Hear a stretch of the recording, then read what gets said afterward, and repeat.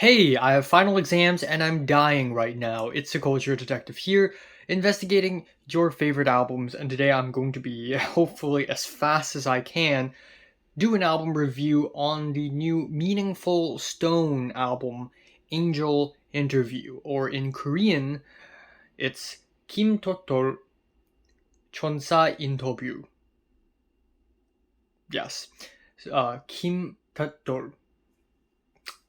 Meaningful Stone, aka singer-songwriter from South Korea Kim Jimin, is back with her sophomore album under the name Meaningful Stone. And um a few years back, and by that I mean maybe 2 years ago, I was on a hunt for good Korean music because I really wanted to expand my musical taste.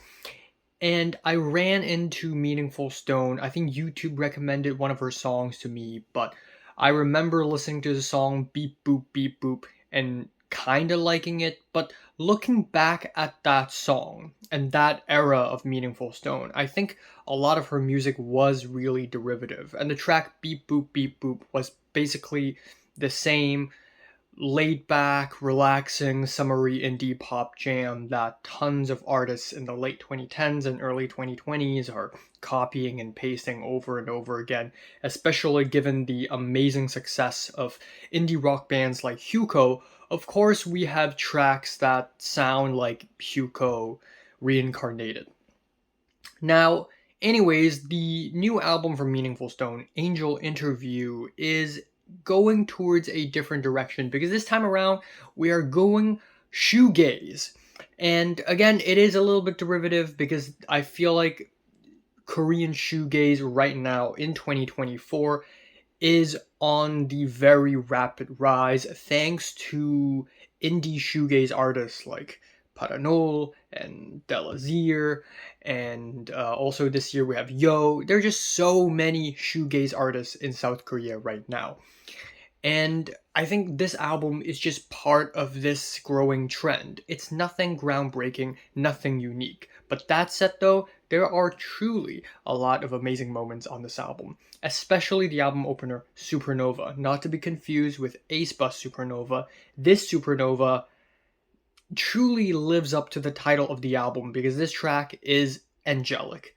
I love how subtle and tender it is. Instead of overblowing everything with noise like other shoegaze tracks, the drums are light. I love the softly strummed guitars, and the vocal embellishments are gorgeous. They're beautiful. Na na na na na na. 안녕. Na na na na na na.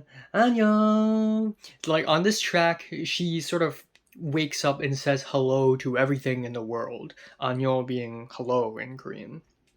And it's just a truly angelic album opener that puts a smile on my face and quickly becoming one of my favorite singles of the year. And now the awesomeness continues on the second track, 10 a.m., with the shimmery guitars, nostalgic chords.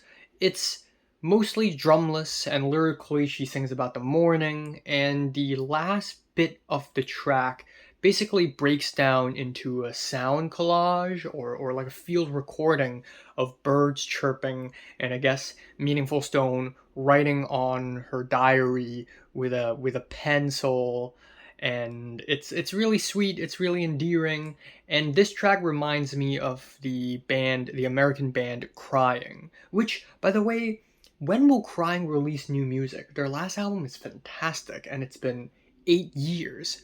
Okay, anyways, the next track, Mikhail, is a slow moving shoegaze track, distorted guitars and heavy drums, and once again, it's a beautiful track. It's beautiful to listen to, even though it's nothing groundbreaking, but sort of the changing chords and the icy guitars just feel really hypnagogic. Now, I think the strong run of tracks pretty much end here because the next few tracks starts to see the album have a bit of a dip down. We have two back-to-back folky singer-songwriter ballads, Oak Tree and Weston Joseon Hotel, and truth be told, I don't think folk is her strong suit at all because the melodies and the hooks on these two tracks are just not that memorable. And then we have pretty dime a dozen shoegaze tracks, like I Opened the Window instead of a closed door. The track is so meandering, the track ends up sounding kind of one note. The track Red Car, which I hope it's a reference to Drive My Car. I hope it's a reference to Drive My Car. Lyrically, it's about how, the guy I like didn't buy me a diamond ring, but bought me a red car, and I really love this red car. And I guess that's the entire lyrical content of this song. This track sees her doing a bit of MBV, and the ending builds to a flashy guitar solo that gets kind of chaotic and noisy, which I like.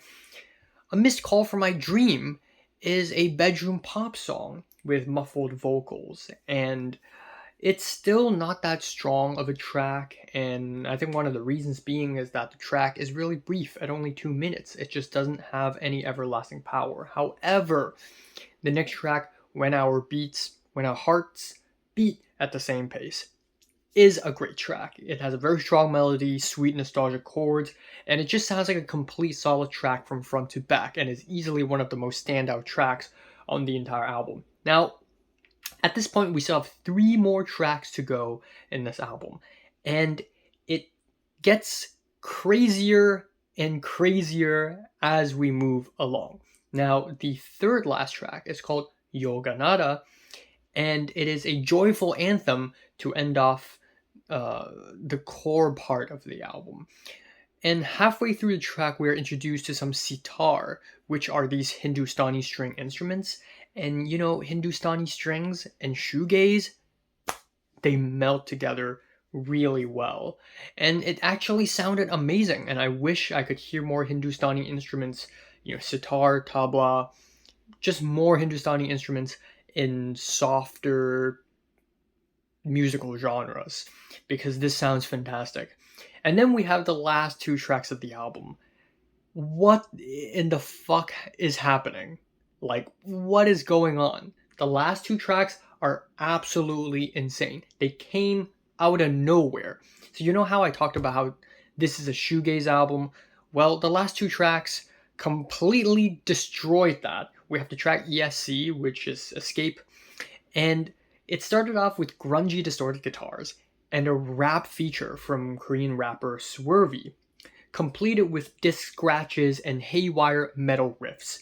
It's fire and slick, it sounds pretty good, but I have no idea what this track is doing here.